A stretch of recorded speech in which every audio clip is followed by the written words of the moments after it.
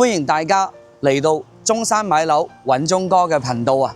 咁呢一集呢，鐘哥繼續大家睇睇港口中心呢個位置車水馬龍啊！呢一集呢，同你講解一個保利國際嘅單位53方 L 型嘅大露台啊！我尺都帶咗過嚟，話嗰個陽台真係特別大㗎啦！幾錢？20零萬就可以攞低啦！話呢個真係筍盤單位嚟嘅。睇樓之前呢一集會鐘哥俾你個驚喜，點樣講解呢？先從大家講解呢個交通嘅位置先，因為我哋好多香港嘅朋友呢嚟到我哋大陸呢，其實有幾樣嘢係好關注嘅。第一係交通是否方便，第二飲食娛樂係咪啱自己，第三當然係我哋嘅樓價就一定要有性價比啦。嗱，對面呢就係心理上城，亦即係我哋嘅上城世紀樓下呢就有香港直通巴士站啦，所以交通方面呢完全唔使擔心。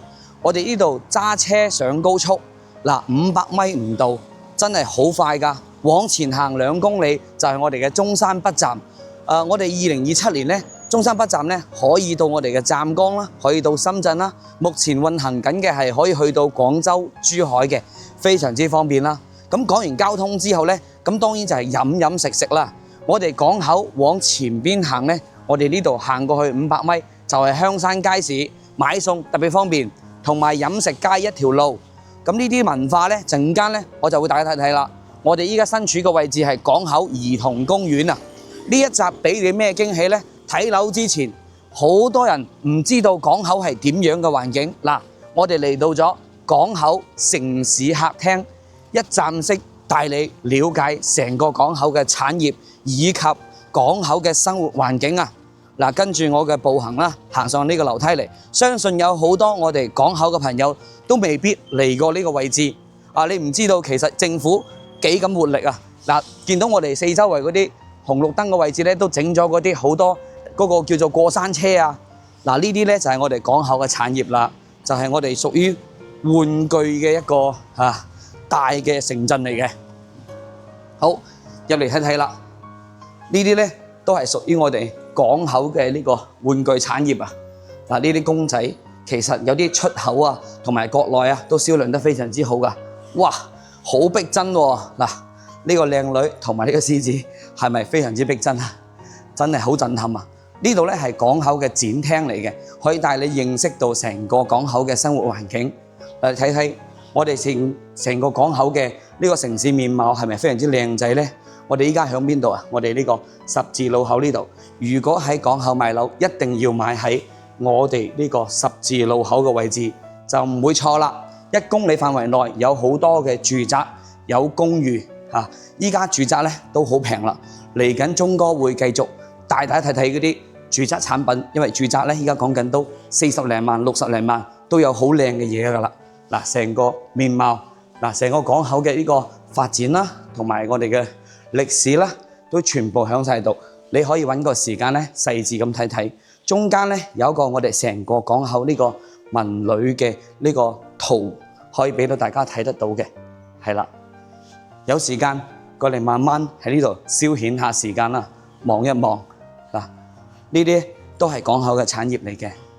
做緊嘅係呢啲音響叫做睡眠寶聽下故事，聽下音樂，呢啲都係屬於港口嘅電競娛樂產品嚟嘅，咁係屬於我哋成個港口嘅支柱產業啦。所以嚟到港口不單止可以飲食，佢有自己嘅一啲產業以及文化嘅。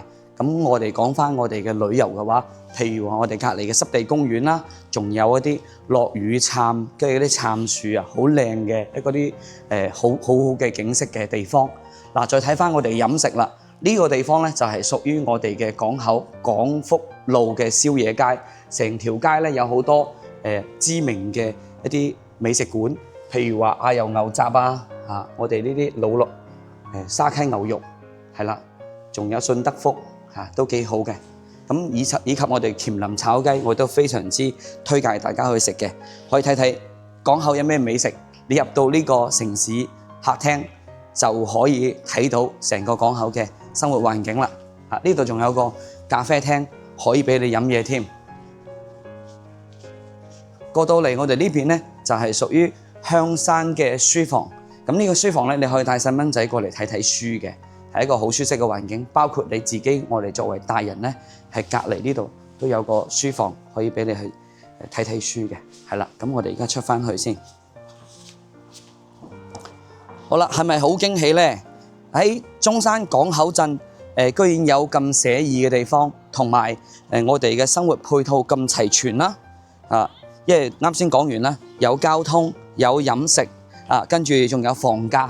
房價嘅話特別平㗎啦。我哋眼前所見呢啲樓咧，都係講緊20-30萬，貴啲咧都係講緊50-60萬啫。所以生活嘅幸福指數係好高嘅。我哋依家身處嘅呢個位置咧係兒童公園啊，都係呢近2個月打造而成嘅，係非常之靚嘅。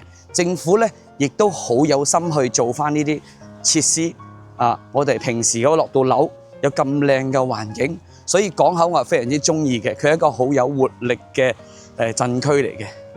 仲有就係我哋必不可少嘅，陣間會睇嗰棟樓啦，陣間就係嗰個53方26萬嘅單位，就喺呢座樓啦。我哋嘅保利國際隔離咧就係6星級嘅，隔離咧就係5星級嘅艾美酒店啊，以及我哋平時落樓咧買嘢都好方便嘅，就係我哋呢個大商場係啦，保利國際購物廣場樓下咧有我哋嘅超市啦，樓上有我哋嘅飲茶啦，樓下有超市啦，樓上3樓咧都有大明茶樓嘅，以及我哋嘅5樓天宮花園燒烤台球同埋我哋嘅竹道撳下腳都有㗎，所以呢個生活咧係非常之豐富嘅。講咗咁多，現在帶你樓上睇睇間屋先。